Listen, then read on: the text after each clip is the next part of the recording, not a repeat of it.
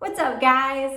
This week I wanted to talk to you about discomfort, tension, and pain in our body that can't be explained by an injury or a diagnosed condition like arthritis, and some of the misconceptions that I have to talk to my clients about pretty regularly.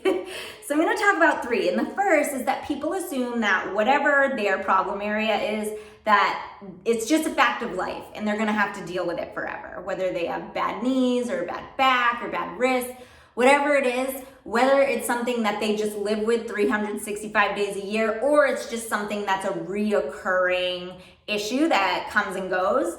And while I do agree that it's something that they're going to have to be mindful of for the rest of their life, I also believe that in the majority of these cases, it can be addressed by our fitness regimen and our mobility work. And so long as we're being consistent and proactive about it, we can alleviate and potentially eliminate some of the symptoms that we've just learned to live with.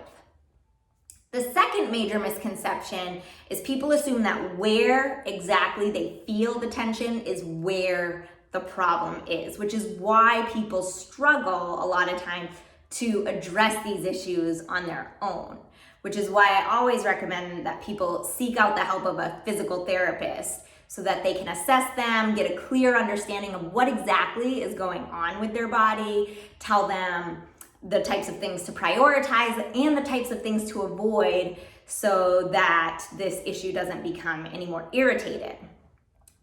And so an example of why just focusing on the area where you feel the tension isn't always the best course of action, I'll give you a pretty common example, which is having a tight lower back.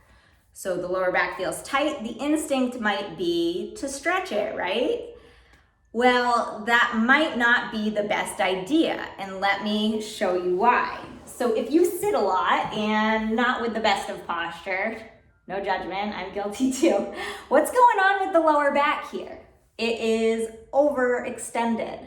The muscles are lengthened, they're stretched out. And so if these muscles are feeling tense because they're already stretched out, and then we stretch them some more, we're really just contributing to the problem, right?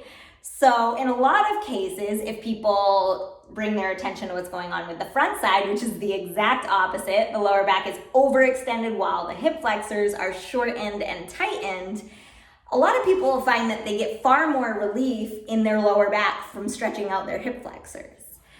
Now, that's a very oversimplified example, and a PT, a physical therapist, could definitely explain it a lot more eloquently than I can. But you get the picture. And the third and final misconception that I wanted to talk about is people assume that strength training will only make things worse for them. It will only make them tighter and feel more tension and pain. And I'm not saying to ditch stretching and yoga by any means. They both have amazing benefits. But strength training has its own unique benefits that can help you a lot too. And like I was just explaining with the lower back, it's usually not as simple as this is overextended, this is too shortened and too tightened. If I stretch this, problem solved. It's usually not that simple. In a lot of cases, people are not only dealing with tight hip flexors, they're also dealing with weakness in their glutes and usually in their whole backside. So if we focus on strength training for the back, the glutes, the back of the legs, the hamstrings, it can help to restore balance to the body and reduce some of that tension that you're feeling as a result of the imbalance you're living with in your body. And those are the three major misconceptions. So one, it's not something that you have to live with forever, again, if it's not a diagnosed condition or injury. Two, where you feel the tension isn't necessarily where you need to direct your energy to fix it. And three, strength training will not necessarily make it worse.